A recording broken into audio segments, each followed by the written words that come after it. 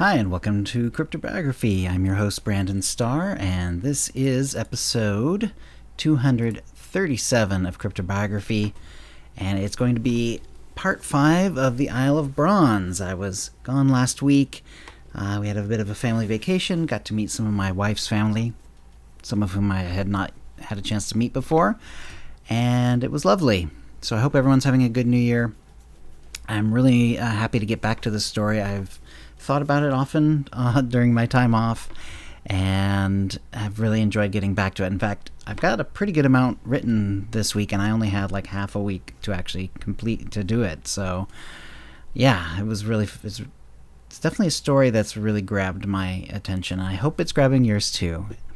So, because there's been an episode in between, where we left off was that the Theban queen, Kallis, had essentially said that she would like her daughter Theodora to be essentially considered as one of Shugo's potential brides, which shocked, basically, Nasramin. And that's right where we left it off. I basically left it on a cliffhanger. So here we go. Nasramin was stunned by this. In an instant, he had done the calculations in his mind. A queen does not offer her daughter as an option, only as the option. She may be giving voice to the traditions of his island, but she would not be happy if Theodora did not end up as Shugo's bride. It was true that, over the centuries, a few princes had met foreigners during their unity search and married them. The island had always been proud of the fact that their early history had included peoples of many nations, one after another, fighting, invading, trading, or immigrating, at least until the tin mine had caused bronze to settle their history down. However, every prince who had married a foreigner was not the first in line for the throne, and never had it been the idea of the bride or the bride's family. No, if Theodora was accepted as a possibility, Kallis would treat it as though it were a certainty. Yet if he turned her down, Thebes would surely become their enemy, and he didn't believe in making enemies lightly. She had put him in a corner. All this flashed through his head, even as he took a single deep breath. The unity search is not going to be for another 2 months, and even then our traditions dictate that the search be thorough. Are you certain you wish to take the chance that Theodora might not become the bride at that time? Kallis smiled back. We are certainly prepared to take the risk. In fact, we have brought gifts for you, mighty king of the bronze throne. With your permission. She made a motion, not really giving him time to say yes or no, and her servants lifted 2 large chests and brought them before Nasramin's throne. The servants stopped and did at least give him the courtesy of looking for his permission to open the chests. He nodded his assent, and they lifted the lids. Only he and his wife could see into them. He knew Mawai had too much self-control to show any sign of her emotions, but he had to fight not to show the slightest tick on his face. One chest contained swords, the other contained helmets and shields, and all were of steel. Nasramin had seen steel weapons before, but the metal was rare, difficult to work, and therefore almost unheard of. No longer, for these were not the ornate weapons of the very elite of Theban society, but simple arms that any soldier might bear. The secrets of steel had been unlocked, and his island's fate would soon change. He had not registered any of this on his face, but Kallis would know the effect her gifts would have. He motioned for the servants to lower the lids back on the chests and turned toward Kallis and Theodora. We thank you for these gifts, and look forward to learning more about you and your city. In 2 months, Shugo's unity search will begin. I invite you to our supper this evening. With that, he helped his wife to her feet, turned, and walked them back out of the room through the same door he had entered. He was always the first to leave a meeting in his own hall. Even as he did so, he chided himself for cutting the meeting short. It was a sign of weakness. But once the decision had been made, changing it would be a worse mistake, so he simply went with it. As soon as he was in the antechamber, he motioned to one of the guards and asked him to take the 2 chests of gifts to the council room. The guard acknowledged this and left. He helped Mawaya into her chair. "I have much to discuss," he said. "I will have a meeting with my people, and I think we will have more to discuss on our own tonight." She simply nodded her understanding. Though no one but a spouse would have caught it, there was fear in her eyes. She, unlike anyone else in the room, had seen the gifts, and she knew what they meant. Mersili entered the room from the outer hall. "My general," Nasramin said, "I am having the Theban gifts brought to the council room. Quietly invite all the council and have them meet me there in an hour. We will discuss it then," he continued, seeing the question in Mersili's eyes. "Please supervise the transport of the gifts. No one but the council should know what they are for now.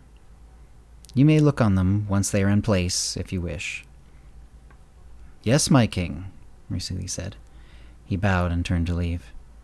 "And invite Shugo," Nasramin said. "He's not yet on the council, but I would have him see this meeting, as it will affect our island for all time." Mersili's barest of pauses before nodding and leaving told him that his curiosity about the gifts had been increased tenfold. He would see it soon enough, and he was informed enough and wise enough to grasp the implications. "As you have an hour, may we talk in our chambers, my love?" Mawai asked. "I would not wait until tonight to ask you some questions." "Yes, of course. Let us make our way there," he replied. He pushed her in her chair back to their chambers. There he helped her to her favorite couch. "Water?" he asked. She nodded, so he got some for each of them. He gave her her goblet, but then put his down on a nearby table.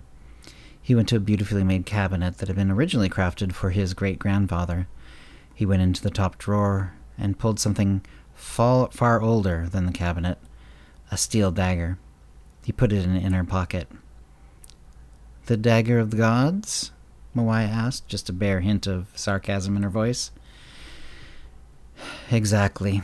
The metal of the gods no longer. Steel is now the domain of men."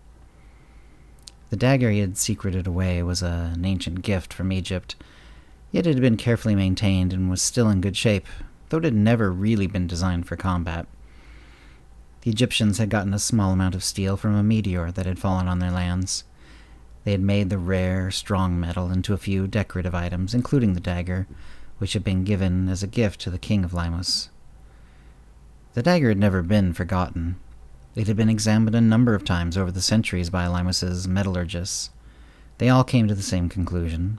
The metal was strong, was potentially useful, but was difficult to work, and until a good source of it came along, and much hotter furnaces made to smelt it, it would simply never be around in large enough amounts to create an army. Until that happened, it was indeed a metal of the gods alone. "This will change everything for us," Mawai said. "I'm glad we're of the same mind." "But not tomorrow. These things take time. I'm more worried for our son and our son's children than for us." Nasramin nodded. "You're right. But whatever we do here in the next few years, months, days, or even hours might change that fate." "Then we are of the same mind. What will you be doing in these first few hours?" "Meeting with the council. Starting to learn whatever we can as soon as we can. We will take it from there." She nodded. "Rest with me here, then, until it is time." They rested in each other's arms, though Nasramin could not get the many thoughts out of his head. Eventually, Shogu came to them. "Father, Mersili has sent me to let you know that the meeting can start when you arrive." "Thank you, son." He gave Mawai a quick squeeze with the arm he had around her, rose, and left with Shogu. The council room was dominated by a large table.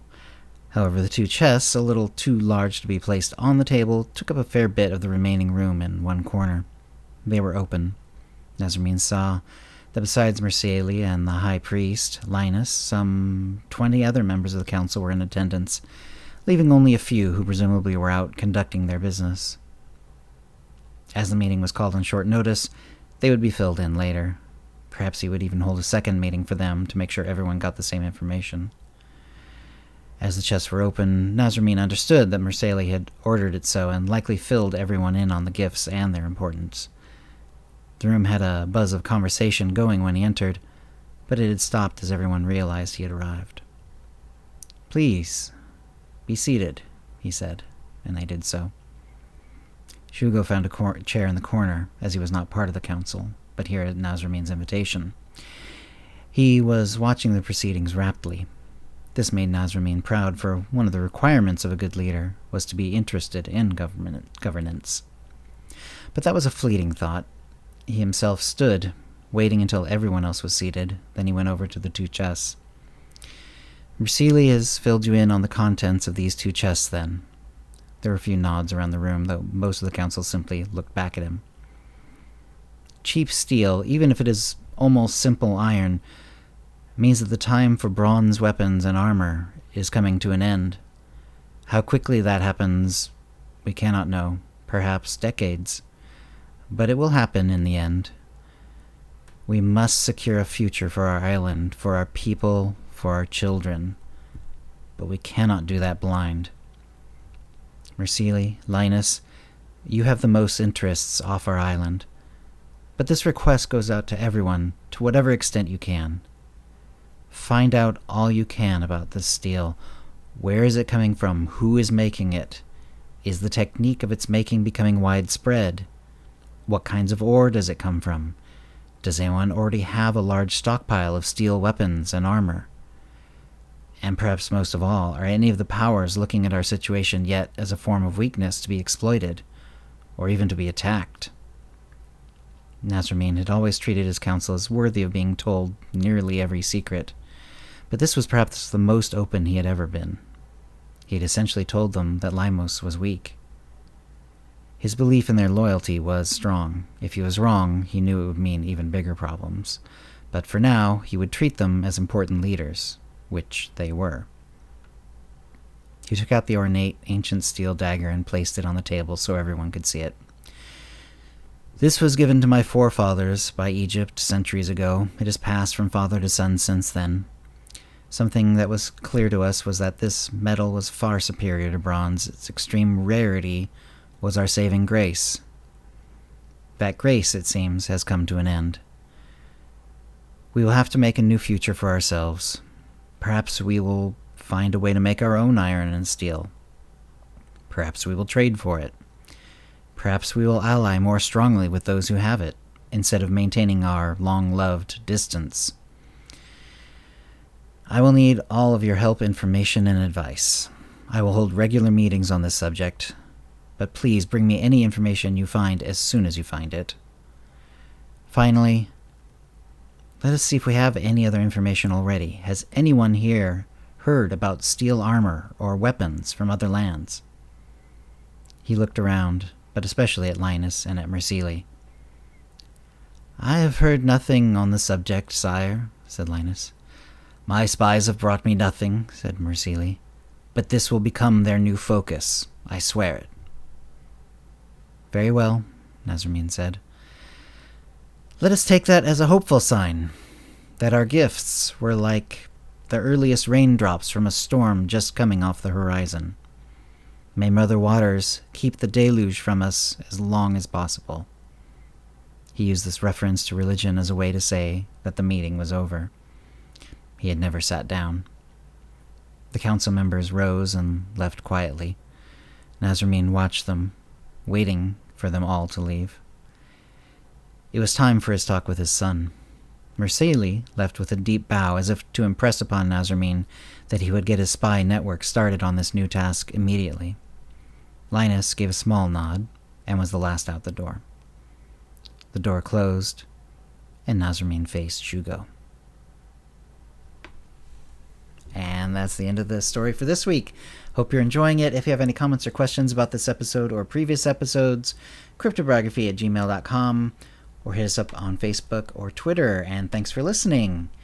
Words of music, copyright 2022, CryptoBiography LLC, all rights reserved. Characters and events are fictional, fictionalized, or satirical.